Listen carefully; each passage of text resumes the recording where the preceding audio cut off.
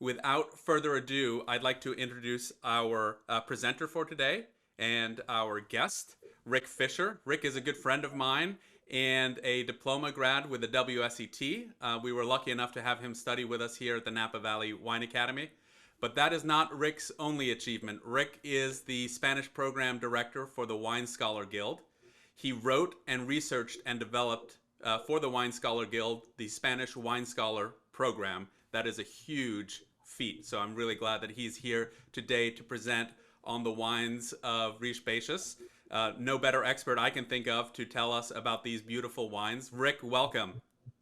Thank you, Chris. It's great to see you, and great to be here with everybody. I'm really looking forward to sharing with you guys today.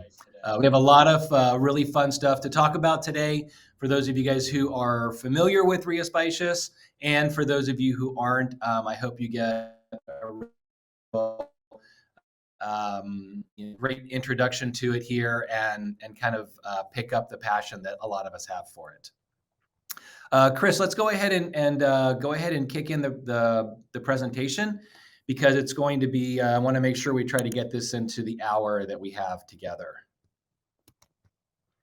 All right, so as you can see here, we are going to be discovering Albarino from Rias Baixas. And for those of you who are tech savvy and you're going to be writing about this or posting about this, there are a number of hashtags here you can see on the screen, as well as a QR code that is going to have information about the 6 wines that we will be tasting, that I'll be sharing with you guys later on in the presentation. As Christian mentioned, my name is Rick Fisher. I am the Spanish Programs Director for the Wine Scholar Guild. For those of you who are big Instagram,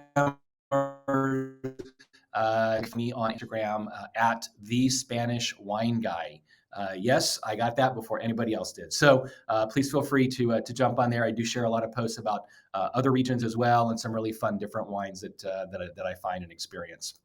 Now let's talk about Rias Baixas and Spain. So you can see here by the map that the Rias Baixas is located in northwestern Spain. It is located in the autonomous region of Galicia.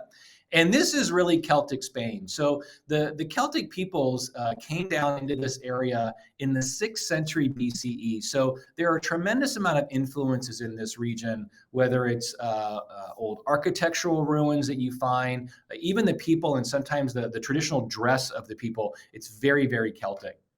Now, the region itself was formed in 1988. You can see on the map here, just to the very left, you see Dio Rias Baixas, and we're going to look a little bit deeper in that in just a second here. But as I was saying, this region was formed in 1988 by 14 families.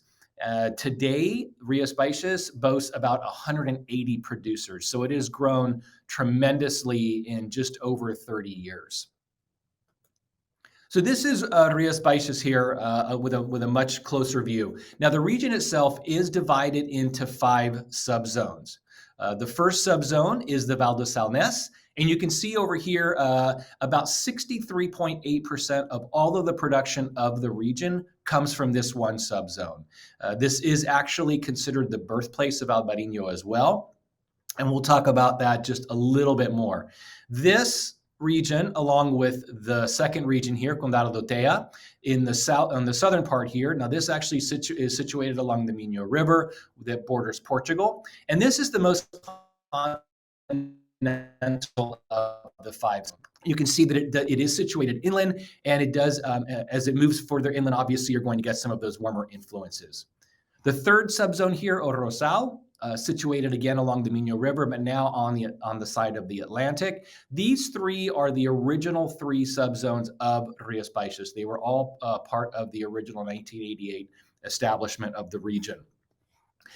In 1996, this little region here, Sotomayor, was introduced, and this is the only region the only subzone within Rias Baixas that produces 100% Albarino.